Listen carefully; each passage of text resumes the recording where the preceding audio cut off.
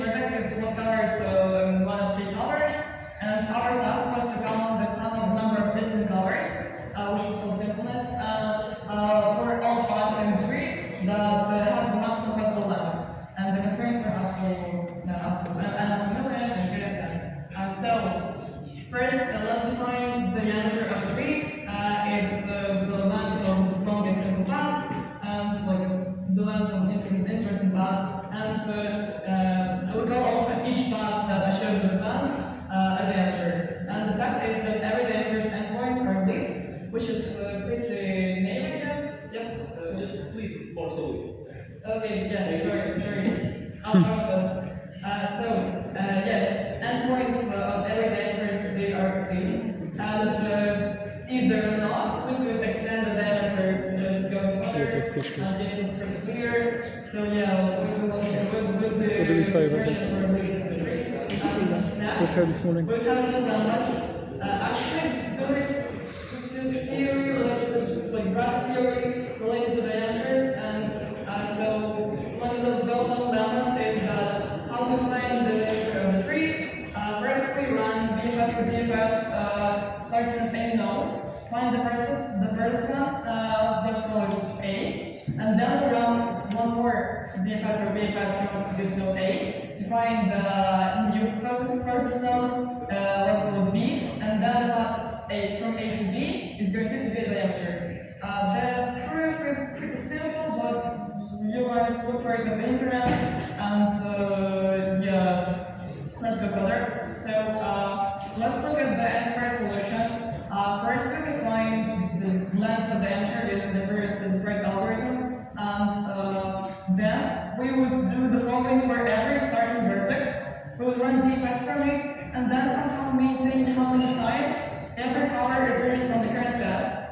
This would be basically just maintaining some array like visiting for every color, and when we enter some node in DFS, we do just like visit color plus, and when we leave it, visit color minus. So yeah, like increasing the percent every time we enter or leave the vertex, and then when we reach some leaf which depth is exactly D, so it could be like the diameter which would start in the current root, and ends in the current leaf.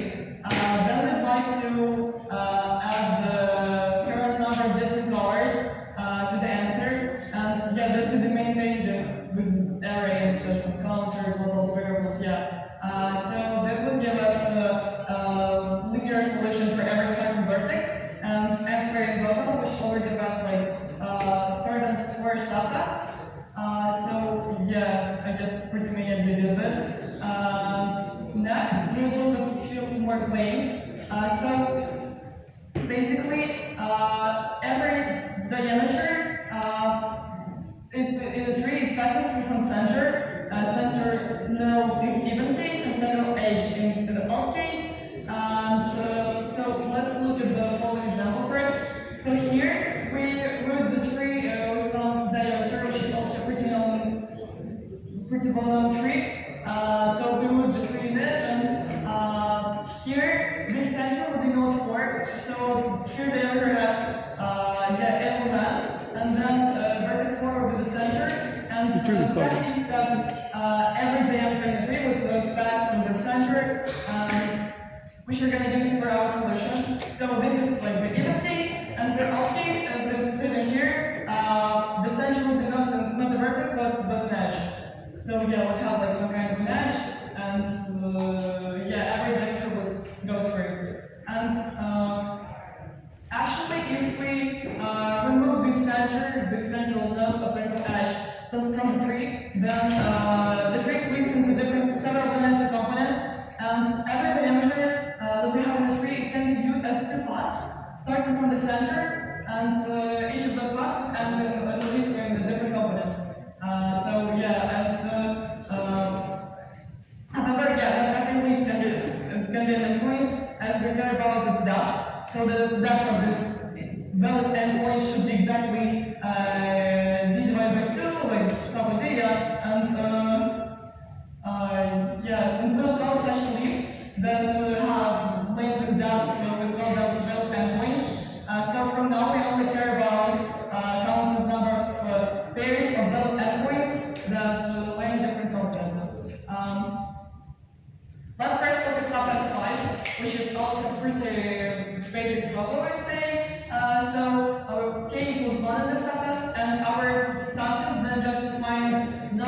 enters each of them just introduce one to the answer, because the number of distinct colors is going to be 1. And yeah, let's suppose that for every component around the center, so those components that we receive if we delete the center, count I is the number of endpoints in this component. That could be pretty easily computed by some DFS. We would just, like say the count B is 1 if B equates in the required depths, and then just like sum over childs and DFS, pretty easy, let's say. And then the answer is simply the sum of C into I by C into J over all pairs of different components. And calculating this could be easily optimized by some closed-up formulas. So we could, for example, maintain some variable sum count, which would be the total sum of count I over process components. And then we would like, when we would like to process one more component, we just add some count by new count to the answer, and then update some count after that. Yeah, I hope that's pretty clear. But now let's reformulate the problem. So we would, instead of counting diameters directly, let's count for each color independently. How many diameters include this color? How many diameters contain this color? And then the final answer will be just simply the sum of these values over all colors. And we're gonna solve the problem in n by k by now. So let's fix one color and mark every vertex of this color in the tree. And since that for every component around the center, we can take two values, good I, which would be the number of valid endpoints that have this marked color, this chosen color under class the center. And that I would be those endpoints that don't have such color in this class. And then how do we compute those values?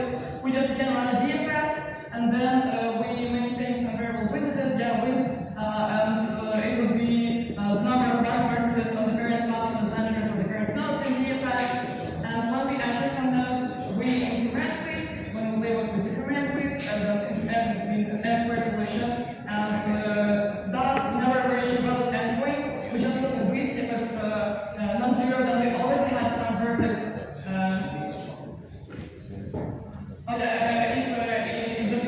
If that's non-zero, then it has some vertex on the past the center. So this endpoint will contribute with good I, and otherwise it will contribute with bad I. Thus, we just run one DFS, and it would be enough to compute those values for every component. So to complete the answer, we will look at imagine we have two components, and we want to count the number of diameters that has first endpoint in component I, and the second one component J, and then the diameter contains the chosen color, unless those endpoints in center class avoided. So we have three cases. Either both endpoints are good,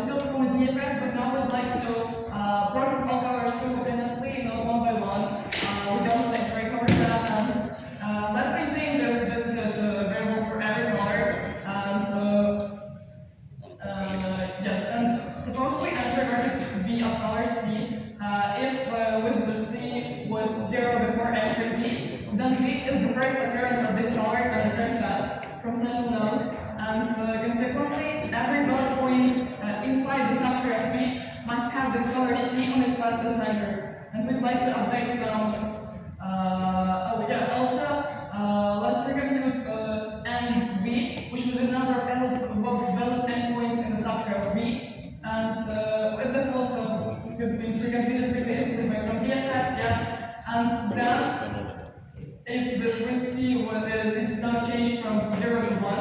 As I said, that means that this vertex is the first appearance on the bottom central node. Then we'd like to update root I. I is the current component. Things like root I for color C, which is increased by NB. So we just simply say that now for this component, the number of endpoints that have color C on this path is increased by the number of valid endpoints in subtree.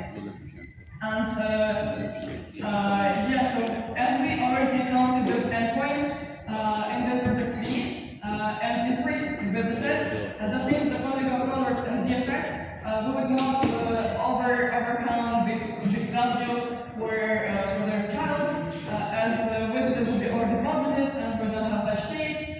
So that helps us not to overcome anything.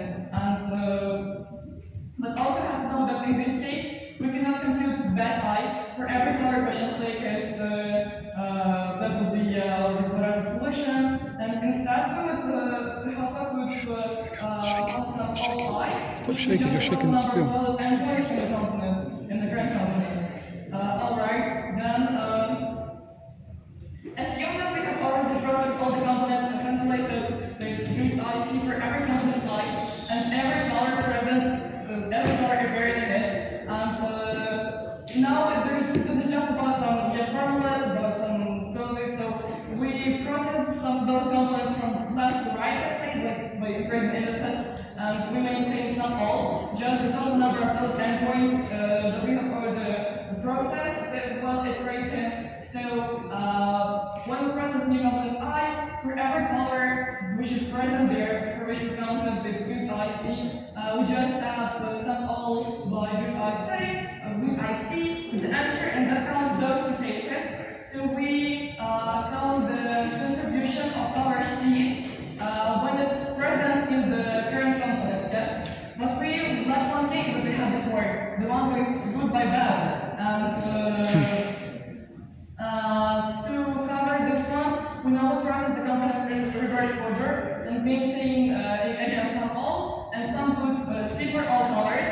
That would help us to substitute these bad variable that we had before. And for every color C, we then add good IC by sum all minus sum good. And basically, this second part is the bad variable that we had before, and that means that this gives us the value that we simply were missing. This is like good by bad pairs, and together with that, like by two passes, we count every valid pair exactly once, and that gives us the final linear time solution. As we just have one DFS and then some iterations over. So we only iterate over for each component. We only iterate over colors that are present in it. That means that we would not exceed n number of vertices. I guess it should be pretty clear. I don't know. And but the interesting fact is that all the accepted solutions during the contest, I guess they're not the intended ones. Some of them use separate decomposition for some reason, and also some of them are just on sub-free, DPN-free. So yeah, it means that we had some alternative solutions.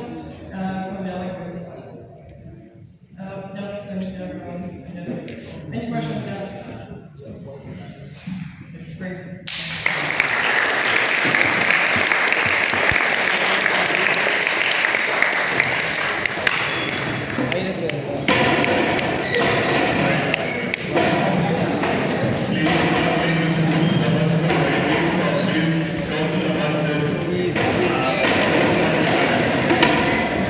What? Look at this, it's like a panic. How? How the buses are going? There is state buses. Not the only